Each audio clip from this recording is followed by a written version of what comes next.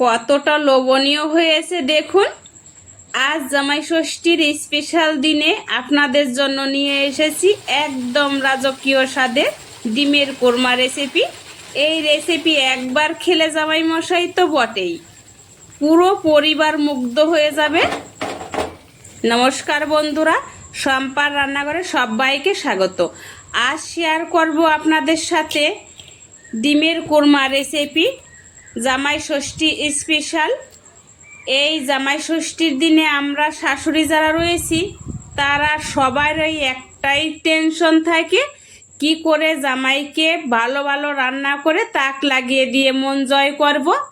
তো সেই জন্য নিয়ে আসলাম আমি।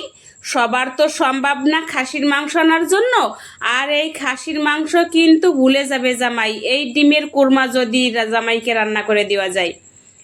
তো এখানে আমি ডিম সিদ্ধ করে নিয়েছিলাম, একটু লবণ দিয়ে ডিমটা সিদ্ধ করে নিলাম। আর ডিমের ভিতরে লবণ দেওয়ার একটাই কারণ, অনেক সময় দেখবেন ডিমটা ফেটে যায় আর সাদা অংশ বেরিয়ে আসে। এই লবণ দেওয়াতে কিন্তু সেটা আর হবে না। আর অল্প জালে কিন্তু সিদ্ধ করতে হবে ডিম। এদিকে নিয়ে আসলাম আমি এখানে কাজু বাদাম নিয়েছিলাম 50 গ্রাম, পেস্ট করে নেব আমি। আপনারা চাইলে এখানে কাঠবাদামও ব্যবহার করতে পারেন, চিনে বাদামও, কিন্তু আমি একটাও এখানে দিইনি। আমার কাছে মনে হচ্ছিল এই কাজু বাদাম দেওয়াতেই কিন্তু এই রেসিপিটা পারফেক্ট হবে, তাই এখানে আমি কাজু বাদাম পেস্ট করে রেখেছিলাম। আর এখন ফেটিয়ে নিচ্ছি মিক্সার বাটিতে টক দই ফেটিয়ে রেখে দেব। এই যে দেখুন, কোনো জায়গায় একটু দানা দানা নেই, সুন্দরভাবে এখানে আমি করে রেখে দিলাম। আর এখানে নিয়েছিলাম নারকেল। হ্যাঁ, এই নারকেল দিয়েই কিন্তু আমার রেসিপিটা হবে। আর নারকেল নিয়েছিলাম ওই যে ঘরে ডাব খাওয়ার পরে যেটা থাকে নেওয়া, একটু শক্ত হয়ে গেলে খেতে চায় না কেউ, আর এটাই আমি রেখে দিয়েছিলাম ফ্রিজে। আর সবার বাড়িতেই এখন গরমের দিনে কম বেশি এই ডাব খাওয়া হয়, আর ডাব যদি একটু শক্ত হয়ে যায় সেটা খেতে চায় না কেউ। আর এটা দিয়েই অনেক সময় আমরা অনেক রকমের রেসিপি করে নিতে পারি। আর করে নিয়ে আসলাম এই যে পেস্ট। আর এখন দিয়ে দেব অল্প জল। এই জলটা দেওয়ার একটাই কারণ, যেহেতু ডাব ছিল আর বেশি একটা এখানে জল বেরোবে না, আর এই কারণেই আমি একটু জল দিয়ে নিয়েছিলাম। ভালো করে একটা ছাঁকনিতে সেঁকে নিচ্ছি। এই যে যেহেতু আমার এখানে ডাবটা আমি চিপড়ে রসটা বের করিনি, এই কারণে একটু সেঁকে নিলাম। এখন কেটে নেব পেঁয়াজ।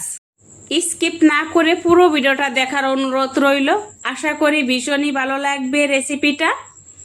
বানাতে খুবই সহজ, খেতে হয় দুর্দান্তের। আর একবার যদি এই রেসিপিটা না করে খান তাহলে কিন্তু মিস করবেন। আর যারা বানিয়েছেন তারা শুধু দেখেন, আর যারা না বানিয়েছেন তারা এই রেসিপিটা জামাই ষষ্ঠীর দিন অবশ্যই ট্রাই করবেন। মাছ মাংস ফেলে কিন্তু এই রেসিপিটা দিয়েই এক থালা ভাত খেয়ে নেবে। আর এখন আমি কেটে রেখেছিলাম পেঁয়াজ তুলে রেখে দিলাম। এদিকে আমি ততক্ষণে ডিমটা ছুলে নিয়ে আসলাম। দেখুন, একটা ডিমও কিন্তু ফেটে যায়নি আর সাদা অংশও বেরিয়ে আসেনি, সুন্দরভাবে সিদ্ধ হয়েছে। এখন যেটা করব, এই যে একটা ছুরির সাহায্যে এরকম করে কেটে নেব। আপনারা বটি দিয়েও কাটতে পারেন, আবার সুতো আছে, সুতো দিয়েও কিন্তু কাটা যায়। আমি ছুরি দিয়ে কেটে নিচ্ছি চারিদিকটা এরকমভাবে, এতে ভালোভাবে মশলাটা ঢুকবে এই ডিমের ভিতরে। এই দেখুন, সব জায়গায় কিন্তু আমি এরকম করে নিয়েছি। এখন দেখা যাচ্ছে না, রান্নার পরে পুরোটা দেখা যাবে। একইভাবেই আমি সব করে নিয়েছিলাম। আর এখন এই উনানে দিয়ে দিলাম, একটা প্যান বসিয়ে প্যানে দিয়ে দিলাম তেলটা গরম করে নেব। কেটে রেখেছিলাম বেরেস্তা করার জন্য পেঁয়াজটা ভেজে নিলাম। পেঁয়াজে কিন্তু এখন লবণ দেবে না একদমই, কিছু সময় ভেজে নেব। আর ভেজে নেওয়ার পরে আমি এখানে দিয়ে দিলাম এখন এই অল্প পরিমাণে চিনিটা কিন্তু মাছ যখন একটু হয়ে আসবে তখন দিতে হবে, তবেই কিন্তু পেঁয়াজের বেরেস্তা ক্রিস্পি হবে। এই দেখুন একটু বাদামি কালার চলে এসছে। আর এখন নামিয়ে নেব একটা ছাঁকনির সাহায্যে। ছাঁকনিতে একটু দেখবেন যাতে একটা পেঁয়াজের বেরেস্তাও না থাকে তেলের ভিতরে, তাহলে কিন্তু আর ওই তেলটা দিয়ে রান্না করলে কালার ভালো আসবে না। ওই তেলেই দিয়ে দিলাম আমি ডিম। একটা জিনিস মাথায় রাখবে, ডিমটা যেন উপরে কোনো রকম লালটে ভাব না আসে। আমার একটু ভাজাটা বেশি হয়েছিল, কিন্তু আপনারা যখন রান্না করবেন একটা জিনিস এই যাতে ডিমের গায়ে কোনো কালার না আসে, না হলে শক্ত হয়ে যায়। আর ওই তেলে দিয়ে দিলাম আমি এখানে এলাচ আর দারচিনি, আর কোনো কিছুই লাগছে না। এখানে কুচিয়ে রেখেছিলাম পেঁয়াজটা দিয়ে দেব। পেঁয়াজটা দিয়ে আমি এখন একটু লবণ দিয়ে দেব, এতে তাড়াতাড়ি পেঁয়াজটা নরম হয়ে যাবে। এই দেখুন একটু বাদামি কালার চলে এসছে, দিয়ে দিলাম কাজু বাদাম পেস্ট করে রেখেছিলাম যেটা। আর এখন দেব জিরের গুঁড়ি। জিরের গুঁড়ি দিয়ে দেওয়ার পরে একটু নাড়া দিয়েই দিয়ে দেব জল, যাতে মশলাটা না পুড়ে যায়। অল্প জল দিতে হবে, বেশি জল দেওয়া যাবে না এখানে। আর এখন ফেটিয়ে রেখেছিলাম টক দই দিয়ে দিলাম। আপনারা স্টেপ বাই স্টেপ এই রান্নাটা করবেন, তাহলেই কিন্তু এই স্বাদটা পাবেন। আর স্কিপ করে গেলে তো আপনারা হয়তো আসল জায়গায় মিস করলেন, খেতে এরকম হলো না। পরিমাণ মতো দিয়েছিলাম লঙ্কা আর দিলাম আদা। লঙ্কাটা আপনারা পরিমাণ মতোই দেবেন, ঝাল অনুযায়ী যেরকম খাবেন সেভাবেই দেবেন। এখন দিয়ে দিলাম পেস্ট করে রেখেছিলাম নারকেলটা দিয়ে দিলাম। নারকেলের জায়গায় আপনারা এখানে দুধও ব্যবহার করতে পারেন, গুঁড়ো দুধও দিতে পারেন, গরুর দুধও দিতে পারেন। আমি আজ নারকেল দিয়ে করলাম। তো কিছু সময় ফুটিয়ে নিলাম। দিয়ে দেব ভেজে রেখেছিলাম ডিম।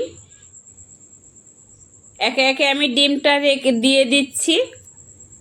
আপনারা কম বেশি যেভাবে আপনারা ডিম নেবেন সেই অনুযায়ী মশলা অ্যাড করবেন। কত সুন্দর কালার চলে আসছে দেখুন। আর এখন দিয়ে দিলাম এই যেটা মশলা করে রেখেছিলাম আমি বাড়ি হোমমেড। এই মশলাটা কিন্তু ভিডিও আমার দেওয়া আছে আমার চ্যানেলে, আপনারা যদি চান দেখে নিতে পারেন। আর সব কিছুকে ব্যালেন্স করার জন্য এখন দিয়ে দিলাম পরিমাণ মতো চিনি। দেখুন কতটা ক্রিস্পি হয়েছে, হাতে দিলে পরেই গুঁড়িয়ে যাচ্ছে। হ্যাঁ, গুঁড়িয়ে গেলেই কিন্তু আপনারা একেবারে গুঁড়ি করে দেবেন না, খেতে কিন্তু তাহলে ভালো লাগবে না। এখন দিয়ে দিলাম একটা বড় এলাচ ফাটিয়ে। এই বড় এলাচটা দেওয়াতে কিন্তু আরও দুর্দান্ত হবে এই রেসিপিটা। আর বড় এলাচটা দেওয়ার সাথে সাথেই ঢাকা চাপা দিয়ে দিতে হবে, সুন্দর একটা ফ্লেভার আসে। আর 2 মিনিট পরে আমি নামিয়ে নিয়েছিলাম ঢাকনাটা। আর কত সুন্দর কালার চলে এসছে একটু দেখুন। একদম রাজকীয় স্বাদের এই রেসিপিটা একবার যদি খাওয়াতে পারেন জামাইকে, আর কিন্তু মাছ মাংস চাইবে না, বারবার রিকোয়েস্ট করবে এই একটা রেসিপি বানানোর জন্য। এক থালা ভাত এই একটা পদ দিয়েই খেয়ে নেবে। আপনারা যদি এই রেসিপিটা ট্রাই করেন তাহলে কমেন্টে জানাতে একেবারে ভুলবেন না কেমন হলো। আপনাদের মতামত পরামর্শ আমার পরবর্তী ভিডিও বানাতে সাহায্য করবে।